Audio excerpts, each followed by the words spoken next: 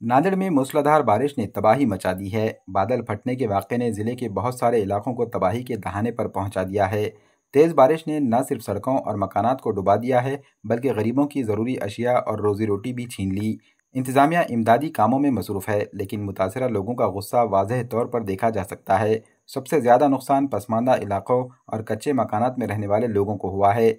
इनके राशन, कपड़े, बिस्तर और ज़रूरी कागजात, हर चीज़ पानी और कीचड़ में ख़राब हो गई है। लोगों का इल्ज़ाम है कि इनके पास खाने के लिए कुछ नहीं बचा है। पिछले साल भी इंतज़ामिया ने ज़रूरी माली मदद का वायदा किया था। इसके लिए एक सर्वे भी किया गया था, लेकिन एक साल के बाद भी ये लोग कोई माली मदद हासिल नहीं कर सके हैं। इनका मुतालबा है कि फौरी तौर पर माली इमदाद और खाने का अहतमाम किया जाए और अपने घरों की मरम्मत में मदद की जाए।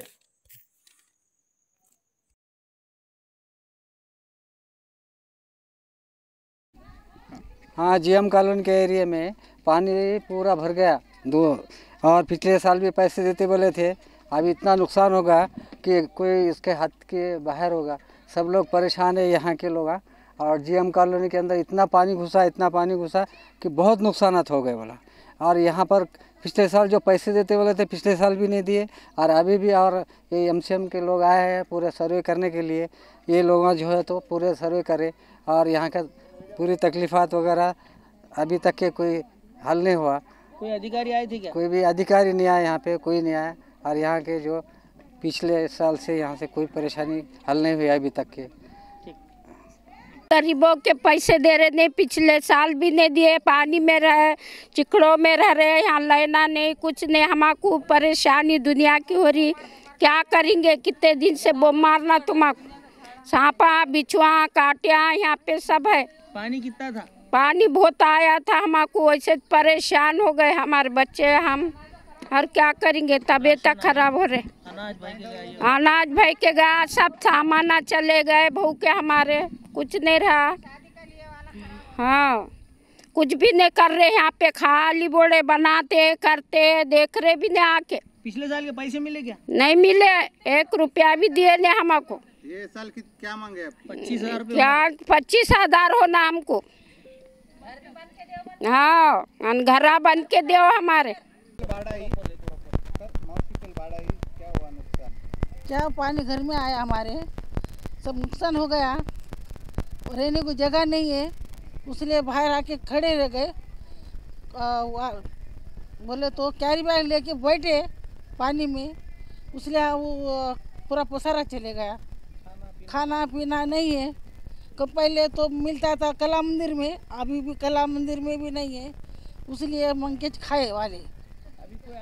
अभी कोई भी आए नहीं, इसलिए रास्ता देख रहे क्या इधर रहते मरते कि बच्चे बोल के कोई देखने को आए नहीं। गई बारी के मिले क्या पैसे? नहीं मिले पैसे, गई बारी में नहीं मिले। अब ये बारी में उनको क्या होता है? कितना नुकसान हो तुम्हारा अंदाजा?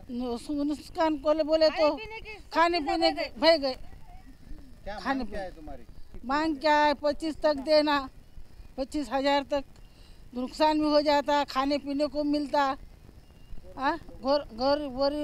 लोग इधर सब बाढ़ आई थी, क्या नुकसान हुआ? हमारे खाने पीने की सब चीज़ें बह के गए। ज्वारी, चावल, मीट मिर्ची सब बह के गया।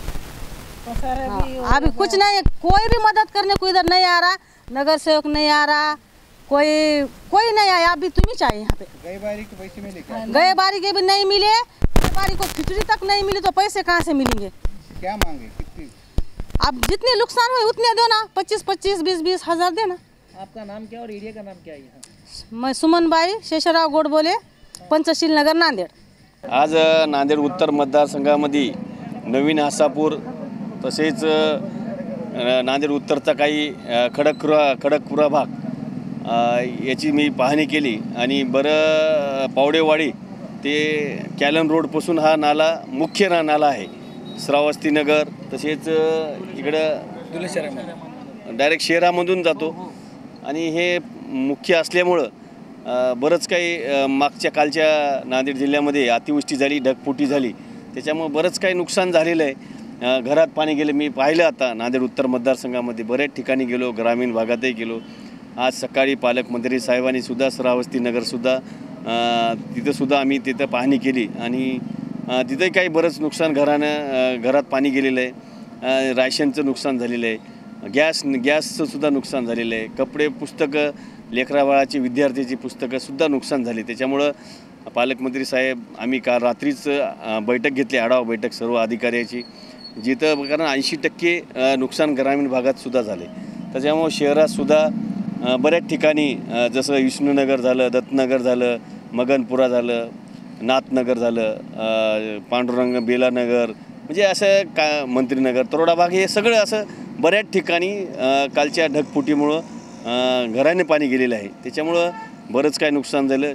पालकमंत्री साहेबांनी सुद्धा कालची बैठकीत आढावा घेतला. त्याच्यात आढावामध्ये सांगितलं की तात्काळ जे घरात पाणी गेले तात्काळ आपल्याला शासनाकडून कशी मदत करता येईल त्याप्रमाणे आपल्याला लवकरात लवकर मदत झाली पाहिजे. कारण सणाचे दिवस आहेत, त्यामुळं रॅशन आहे ते गोरगरिबाचं ते सुद्धा नुकसान झालेलं. त्याच्यामुळं जे आहे जे लवकरात लवकर शासन भरपाई करून मदत करेल.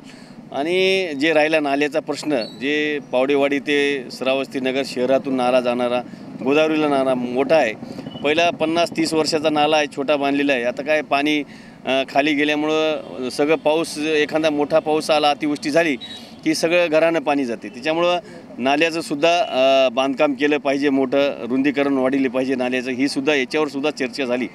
बऱ्याच ठिकाणी आम्ही याच्या दत्तनगरमध्ये डॉक्टर लाईनला सुद्धा तसंच ब्रिजच्या खालून पाणी, ब्रिजमुळे पाणी पुढे जात नाही, पास होत नाही. त्याच्यामुळं तिथंसुद्धा अशा काही अडचणी आलेल्या आहेत. आम्ही तात्काळ अशोकराव चव्हाण साहेबसुद्धा होते, पालकमंत्री, मी, इतर काही सर्व अधिकारी, सर्व खात्याचे अधिकारी होते.